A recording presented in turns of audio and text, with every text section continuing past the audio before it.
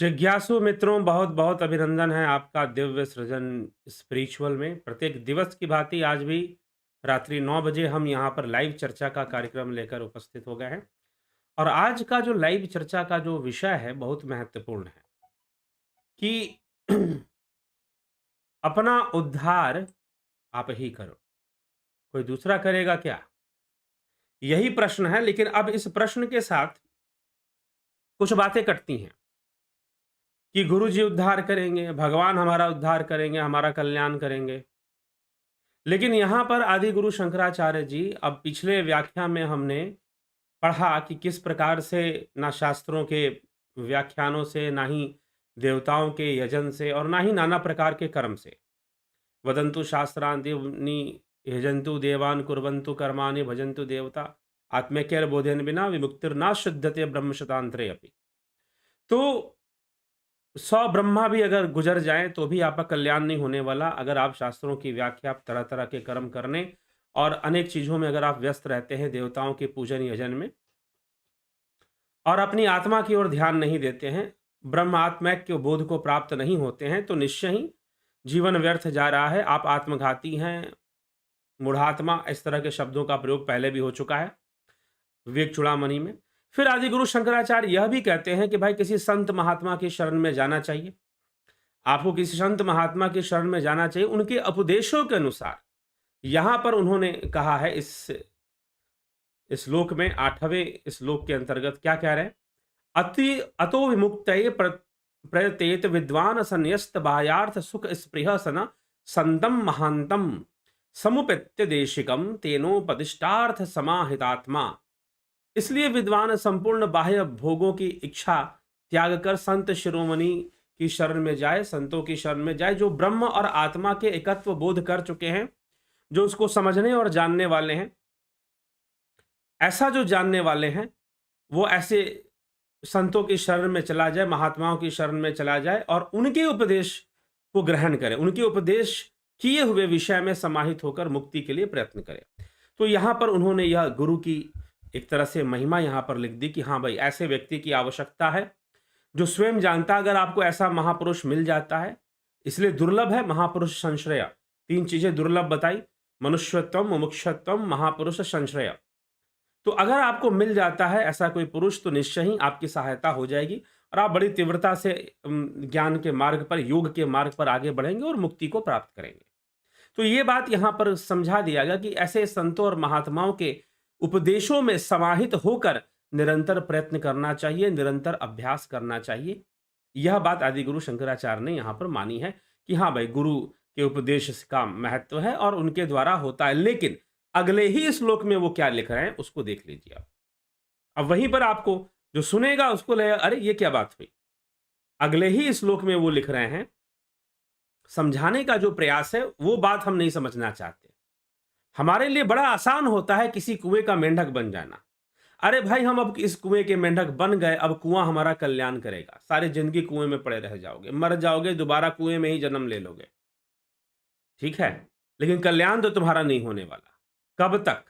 ध्यान से सुनिए। तो आदि गुरु शंकराचार्य फिर अगले 9वें श्लोक में क्या कहते हैं?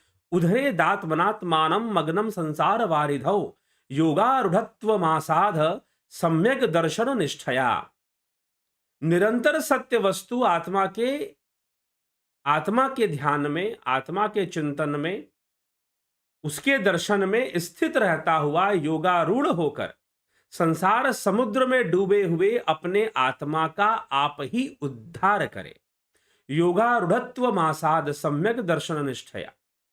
उधरे दात्मनात्मानम, उधरे दात्मनात्मानम मतलब आत्मा का आत्मा से, मतलब आत्म ही। यहां पर 2 आत्म शब्द का प्रयोग है, तो 2 आत्म शब्द का प्रयोग का मतलब है एक आत्मा के लिए और एक स्वयं के लिए, कि भैया तुम अपना उद्धार आप ही करो, कोई दूसरा आकर नहीं करेगा। तो ये कह देना कि हमने गुरु को समर्पित कर दिया, अब गुरु जी सब कुछ कर देंगे।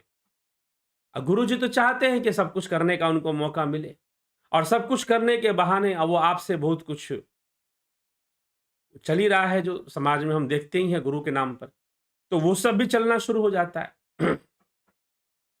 तो इसीलिए यह बात समझना है कि अगर आप अपना कल्याण नहीं करेंगे तो कोई गुरु आपकी सहायता कर देगा क्या? जी नहीं कर देगा। अगर आप अपने कल्याण के प्रति, आप अपने उद्धार के प्रति तत्पर नहीं हैं, तो कोई गुरु, कोई संत, कोई महात्मा आपकी सहायता नहीं कर पाएगा। आपको स्वयं ही अपने कल्याण के प्रति, अपने उद्धार के प्रति आपको स्वयं ही तत्पर होना पड़ेगा। कोई दूसरा तत्पर नहीं होगा। ठीक है? तो आपको होना पड़ेगा, कोई दूसरा करेगा जी नहीं। हाँ, अगर कोई ऐसे संत महात्मन हैं, जो इस विद्या के, ब्रह्म विद्या के जानकार हैं, तो उनके शरण में जाकर आपको ज़रूर उनके उपदेशों को ग्रहण करना चाहिए, उनकी शिक्षा-दीक्षा प्राप्त करनी चाहिए। अवश्य आपको प्राप्त करना चाहिए, परंतु है क्या कि वो आपका कल्याण कर देंगे, ऐसी कोई बात नहीं है। आपको अपना उद्धार आप ही करना पड़ेगा।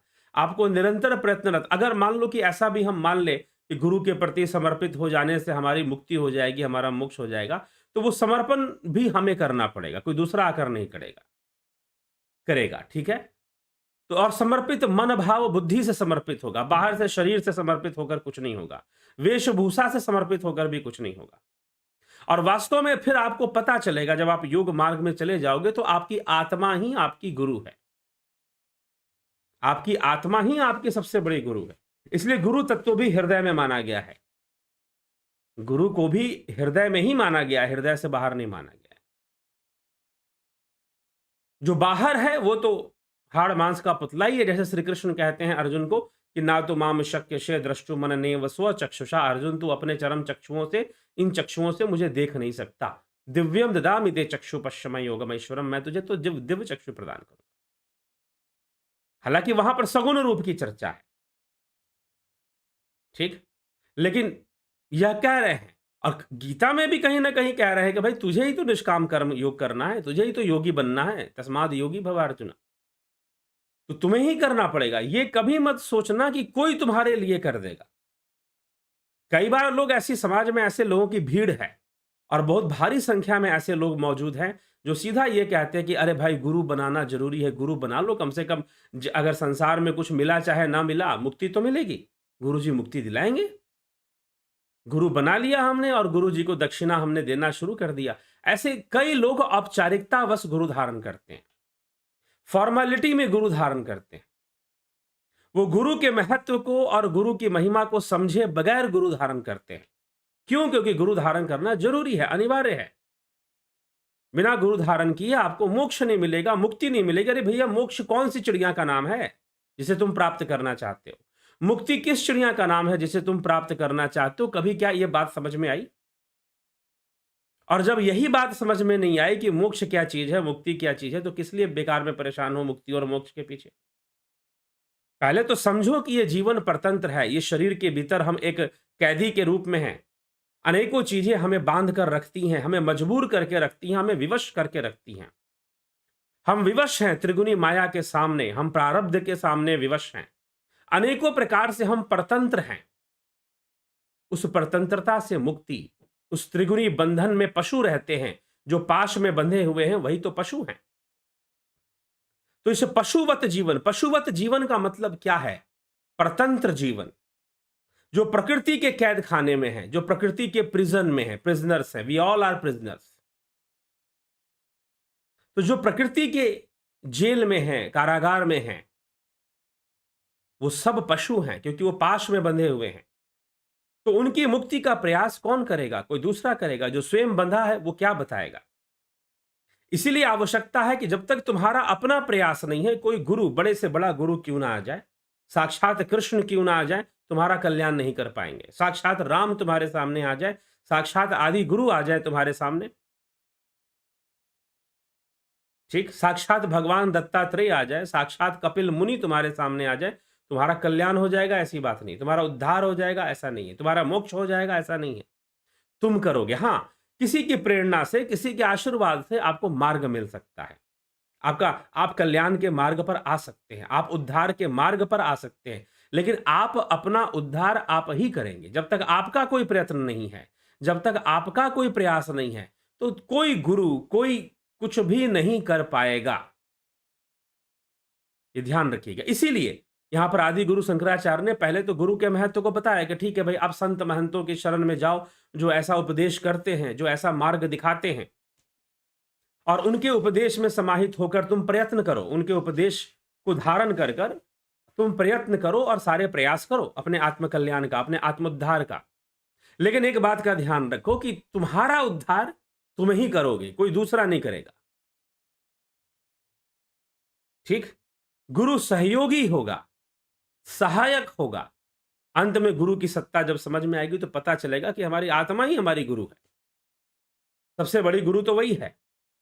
तो इसीलिए जब इस तरह की बातें आदि गुरु शंकराचार्य, और ऐसी बात नहीं कि एक बार, आगे विवेक चूड़ामणि में ऐसे और भी पद श्लोक आएंगे जिसमें कि यही बात कहा गया है कि तुम्हारा कल्याण तुम करने वाले हो। तो वही आदि गुरु शंकराचार्य कहते हैं कि उधरे दात्मनात्मानम मंगनम संसार वारिधो योगारूढ़त्व मासाद सम्यक दर्शन निष्ठया, निरंतर सत्य वस्तु आत्मा के सत्य वस्तु के दर्शन में स्थित रहता हुआ योगारूढ़ होकर संसार समुद्र में, संसार वारिधौ, डूबे हुए अपने को आप ही उद्धार करे, अपने को आप ही उद्धार करे। वो स्वयं ही अपना उद्धार करे, कोई दूसरा नहीं करने आएगा। ठीक है?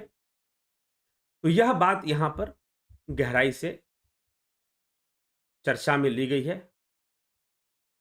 और हम अपना अपना कल्याण हम स्वयं ही कर पाएंगे, दूसरा कोई कर पाएगा ऐसा नहीं है।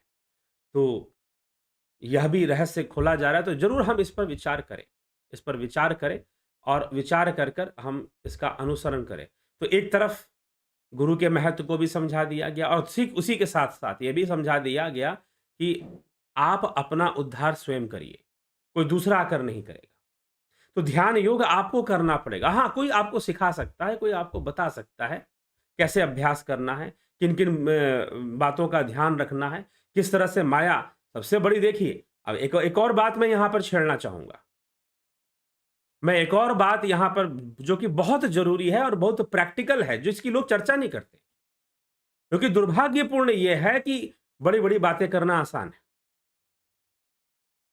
अहिंसा की बातें करो, ब्रह्म ज्ञान की बातें करो, ब्रह्मचर्य की बातें करो, बहुत आसान है।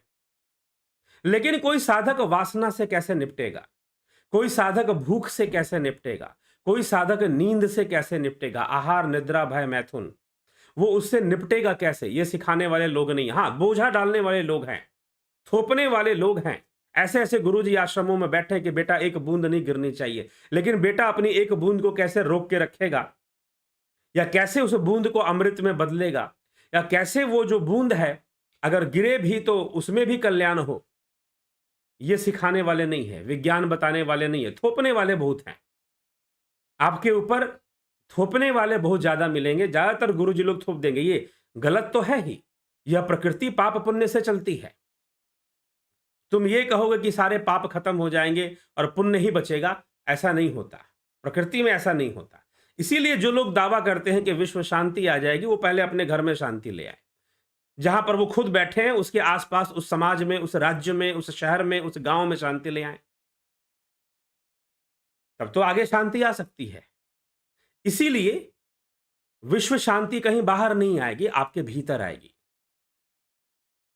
जो सच्चे गुरु होंगे वो यही उपदेश करेंगे कि विश्व शांति कहीं बाहर नहीं आएगी, आपके भीतर आएगी। आप जब तक शांत नहीं होगे तब तक आपका विश्व कैसे शांत होगा। और रही बात आध्यात्मिक दृष्टि की, तो यह विश्व सर्वदा ही शांत है, कभी इसको शांत होने की आवश्यकता नहीं। अशांति आपके भीतर है, आपके इंद्रियों का दोष है कि जहां आपको अशांति दिखाई देती है, आपके चित्त के वृत्तियों का दोष है। आप विषमता में हैं तो आपको विषमता नजर आती है। जब आप भीतर से सम हो जाएंगे तो संपूर्ण संसार भी आपके लिए सम हो जाएगा। यह आध्यात्मिक विचारधारा। तो जबरदस्ती की कोई विश्व शांति नहीं आने वाली है, और ना इसकी खोज कीजिए, ना इसके पीछे भागिए। तो आप अपना उद्धार आप ही करेंगे, यही प्रयास। और विद्या नहीं पता लोगों को, समझ नहीं पाता। कहना बहुत आसान है कि ब्रह्मचर्य का पालन करो, ब्रह्मचर्य क्या चीज है यही समझ में नहीं आया। ब्रह्मचर्य का पालन तो कर लिया, लेकिन क्रोध पे नियंत्रण नहीं है, जबरदस्ती का नियंत्रण करके रखा हुआ है अपने कामनाओं पर। तो जबरदस्ती का नियंत्रण, जबरदस्ती का रोकना कोई ब्रह्मचर्य नहीं होता है, यह ध्यान रखिएगा। ब्रह्मचर्य मतलब ब्रह्ममय आचरण, ब्रह्ममय आचरण होना चाहिए। तो अब निपटना कैसे है? इसीलिए मैं कई बार बोलता हूं कि खाना भी सीखो, सोना भी सीखो, ठीक, रहना सीखो, संसार को भोगना भी सीखो, भोगों को भोगना भी सीखो। इसलिए इस पर चर्चा पहले भी एक वीडियो में बनाकर मैं कर चुका हूं कि भोगों को भोगना सीखो। अगर आदमी ये काम सीख ले तो योग में सफलता निश्चय हो जाएगी, योग की ओर वो आसानी से सफल हो जाएगा। लेकिन जो समाज है और जो कई प्रकार के जो गुरुजी लोग हैं, वो थोपना बहुत आसानी से, किसी पर अंकुश लगाना वाणी के द्वारा, भाई ऐसे नहीं ऐसे, लेकिन बताओ तो ऐसे नहीं ऐसे कैसे होगा, सिखाओ तो कम से कम। इसलिए चर्चा सबकी होनी चाहिए। भोग और योग, तुम योगी बनना चाहते हो, भोगी नहीं बनना चाहते, लेकिन तुमको पता नहीं है कि भोग क्या होते हैं, भोगी बनने से कैसे बचा जाता है, जानना पड़ेगा। जिस वस्तु से बचना है उस वस्तु का संपूर्ण ज्ञान पहले होना चाहिए, नहीं तो जब वो बाधा बनकर आएगी समझ में नहीं आएगी आपके माथे के ऊपर कैसे हावी हो गई, आपके ऊपर कैसे हावी हो जाएगी आपको पता भी नहीं चलेगा, और फिर आपको लगेगा कि भाई मेरा मेरा तो पतन हो गया, ये क्या हो गया। तो इसीलिए ये थोपने का काम नहीं होना चाहिए, विज्ञान समझ में आना चाहिए। जब विज्ञान समझ में आ जाएगा तो सब कुछ सरल हो जाएगा। कोई भोग, कोई संसार, संसार और संसार की माया बाधा नहीं है, सहायक है, साधन है। यह संसार ही साधन है, प्रकृति ही साधन है, प्रकृति ही भोग का भी साधन है और योग का भी साधन है। तो हर क्रिया, संसार की हर क्रिया आपके योग में सहायक होनी सिद्ध हो जाएगी। समझना पड़ेगा जब तक हम उस, इसीलिए गहराई से जब तक कोई समझाएगा नहीं, बताएगा नहीं, नहीं तो सदियों से ऐसे कई गुरुजनों के पास मैंने देखा कि वो अपने शिष्यों पर बस थोपते हैं कि तुम ब्रह्मचर्य का पालन करो, तुम वासना के चक्कर में मत पड़ो, तुम स्वादु मत बनो, साधु बनो। मतलब कि स्वादिष्ट भोजन के चक्कर में भी मत पड़ो, कंचन कामनी के चक्कर में मत पड़ो। लेकिन कैसे, उसका विज्ञान भी साथ में समझना पड़ेगा। और जब वो समझ में आएगा तो फिर बाधा तो कुछ भी नहीं है, माया कहीं भी बाधा नहीं है। बाधा इसलिए है क्योंकि हमें उसका ज्ञान नहीं है, हमें उसकी समझ नहीं है। और जिस दिन समझ आ जाएगी तो फिर वो सब कुछ सहायक। यही राजा जनक का अष्टावक्र महागीता, कि कोई भी चीज बाधा नहीं बनती, फिर वो अपनी अपनी अवस्था है, एक अवस्था में बनती, एक अवस्था में नहीं बनती। अपनी अवस्था को थोड़ा ऊंचा उठा दो, अपनी समझ को बढ़ा दो, ध्यान योग शुरू करो, तुम जैसे भी हो शुरू करो ध्यान योग, साधना शुरू करो, अपने आप मार्ग प्रशस्त होता जाएगा, चीजें समझ में आनी शुरू हो जाएंगी। लेकिन कुएं के मेंढक की तरह जब बन जाओगे कि भाई फलाने गुरुजी हमारा कल्याण कर देंगे, फलाने बाबा जी हमारा कल्याण कर देंगे, तो कोई तुम्हारा कल्याण नहीं करेगा। तुम अपने ही प्रयत्नों से, अपने ही ज्ञान से, अपने ही प्रयास से अपना उद्धार करोगे, दूसरा कोई तुम्हारा उद्धार नहीं करने वाला। समझना पड़ेगा बारीकियों को। अगर आग हाथ जलाती है तो तुम्हें पता होना चाहिए कितनी जलाती है। अगर आपको अग्नि हाथ जलाती है, तुम्हें पता होना चाहिए कि अग्नि कितना हाथ जलाती है, कहां कहां जलाती है। एक तो तुरंत जला देती है, लेकिन एक आग होती है बड़ी धीमी सी होती है, दिखाई नहीं देती वो अंदर मन के कोने में कहीं बैठी होती है, ठीक ना। वो धीरे धीरे अंदर ही अंदर पनपती रहती है, उठती रहती है, उठती रहती है, उठती रहती है, ठीक है। और जो चेला है गुरु जी की आज्ञा पर, वो सोचता है कि बाहर से तो कुछ भी नहीं है, बाहर से हर अग्नि से मैं बचा हुआ हूं, लेकिन अंदर ही अंदर जो अग्नि पनप रही है वो कहीं ना कहीं तुम्हें अंदर ही अंदर जला भी रही है, तुम्हें खा भी रही है अंदर ही अंदर, और तुम उसी कुंठा में खत्म हो जाते हो, ठीक। तो इसीलिए संपूर्ण विज्ञान को हमें समझना चाहिए, तभी जाकर हम तथ्यों को समझ सकते हैं। इसीलिए अब कहोगे कि हमारे शास्त्रों में बहुत सारी विषयों पर चर्चा है। लोग आजकल शास्त्रों में विज्ञान ढूंढते हैं, अच्छी बात है, ढूंढिए, फिजिक्स ढूंढते हैं, केमिस्ट्री ढूंढते हैं, लेकिन हमारे शास्त्र बहुत सारे तरह के मात्र केमिस्ट्री और फिजिक्स से नहीं, रोटी कैसे खानी चाहिए, जीवन कैसे जीना चाहिए, सोना कैसे चाहिए, यहाँ तक कि संपूर्ण भोग विषयों को भी शास्त्रों ने बताया है। जब समझ जाओगे तो हर वस्तु, हर हर हर चीज़ आपकी सहायता करनी शुरू कर देगी और आप अपना कल्याण करने में सफल हो जाएँगे। नहीं तो फिर वही बात कि आपने कहा कि भाई गुरुजी कर देंगे, तो गुरुजी ने तुम पर थोपना शुरू कर दिया और आप उसी उसी दबाव में रहते गए, आपको कुछ समझ में आया नहीं। ठीक है? तो फिर वही हालत हो जाएगी ना, कुएँ के मेंढक टर-टर करते हैं और आपस में एक ही बात कहते हैं कि अपनी ही प्रशंसा करते रहते हैं। एक-दूसरे की प्रशंसा करने में लगे रहते हैं कि भाई तुम भी कुएँ के मेंढक, मैं भी कुएँ का मेंढक, तुम भी गुरु के चेला, मैं भी गुरु के चेला, हम बड़े भाग्यशाली हैं। और जैसे ही कोई दूसरा मेंढक आ गया उसको सुना देंगे, अरे तुम्हारे पिछले जन्मों का पुण्य है तभी तो तुम हमारे कुएँ में आए हो। अरे यहाँ तो वही बैठ सकता है हमारे कुएँ में जिसका पिछले जन्मों का पुण्य है। हाँ, पुण्य का प्रभाव होता है, लेकिन ये कुएँ वाले भी ऐसी बातें करते हैं। ठीक? तो ये सब चीज़ें हैं, तो इन सब चीज़ों से मुक्त होकर आदि गुरु शंकराचार्य यहाँ पर समझा रहे हैं कि तुम्हें ऐसे संतों और महात्माओं के उपदेश को सुनना चाहिए, उनमें समाहित होकर निरंतर प्रयास करना चाहिए। इसमें कोई बुरी बात नहीं, लेकिन एक बात कभी मत भूलना कि तुम्हारा कल्याण तुम ही करोगे। अपना कल्याण आप ही करेंगे, कोई दूसरा आकर नहीं करेगा। ठीक है? इसी बात को समझाने के लिए यह श्लोक यहाँ पर विवेक चूड़ामणि में लिया गया है। तो बहुत-बहुत आभार आप सभी का जिज्ञासुओं। आज भी यह रिकॉर्डेड वीडियो है, अभी कुछ दिन और लगेंगे मुझे कुछ यात्रा में निकले हुए हैं, तो आपको 9 बजे लाइव सेशन मिलना, लाइव चर्चा मिलना शुरू हो जाएगी, जिसमें हम आप चैट करते हैं, आप कमेंट्स करते हैं, मैं उसको पढ़ता हूँ और उसमें कुछ पूछा जाता है या कोई विषय आप छेड़ते हैं, तो उसपे मैं चर्चा भी कर देता हूँ। तो अभी कुछ दिनों के लिए नहीं हो पा रहा है वो, कुछ दिनों के लिए नहीं होगा, कोई बात नहीं। फिर हम मिलेंगे और ज़रूर इस पर कार्य करेंगे और आगे बढ़ेंगे। ठीक? तो बहुत-बहुत आभार आप सभी का।